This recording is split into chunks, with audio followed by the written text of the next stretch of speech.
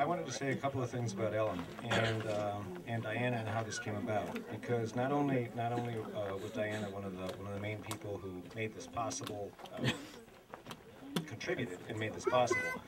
It was also her driving interest to have something major on the campus in Ellen's memory, and that's been true for years.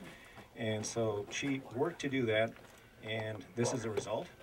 And she did everything possible to make that happen. And I wanted to say that it was my great good fortune when I became director in 1983.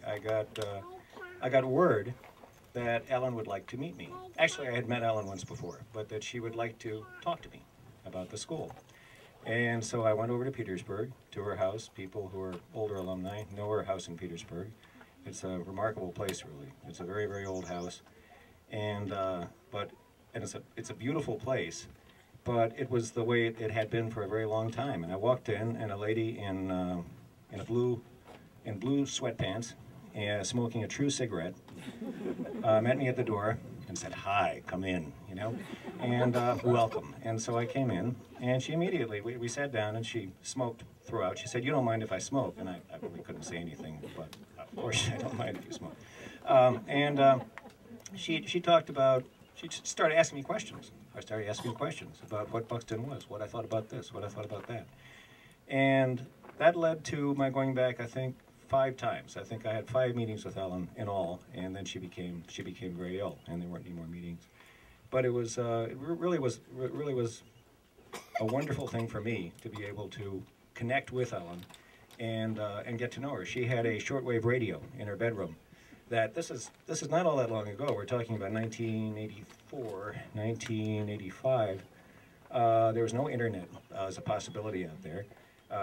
News wasn't really on the internet even then, not that long ago. But she got her news on shortwave. She listened to the BBCs. She listened to Radio Moscow. It was before the end of the Soviet Union. She listened to all kinds of stuff, and would talk to me about what she listened to. She also subscribed to publications. There was a table with all kinds of stuff on it, and papers and publications, and she'd just open one up and say, I want to talk to you about this. And what do you think about this? What do people at Buxton think about this, etc.? So it was really wonderful and really exciting. And I would like, Louise, are you there? I'd love to have Louise, who graduated from Buxton in Short Hills. Buxton had the 2 incarnations, as we all know, and to talk to us some about her experience with Ellen. Thank you very much. This does not mean if you go to Buxton you can live forever, but I was the 3rd graduating class from Buxton down in Short Hills, and the first 2 classes were all girls, and Ellen thought that it would be nice to get a few males into the school. So she went around and searched for good, sturdy males to come, and invited my brother. And my brother and I were in the same class. And my mother, being a smart lady, said, "Well, Charlie can't go to private school, and Louise go to public school." So she said, "Oh, bring her in too." So, you know, to me, it turned out I was one of 2 girls and 5 boys in that class.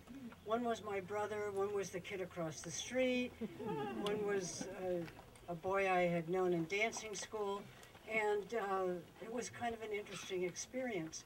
But the fun part about it, and the great part about it, was knowing Ellen, because to me she was the epitome of education. And I had never realized in public school how important it is to really encourage kids to take whatever forces they had within themselves and make something of it. And you know, if you didn't have much there, she still gave you a lot of encouragement.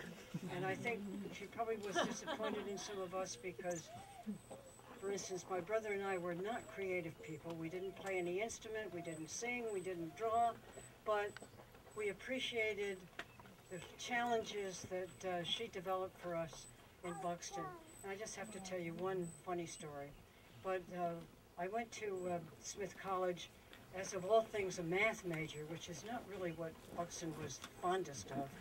And I had a teacher, Mary Ellen Chase, whom some of you might know, And I took a course with her in English literature because I thought that would really be good for me. And wrote a few papers, and she said, "Miss C," my name is C, by the way, "you have the imagination of a potato."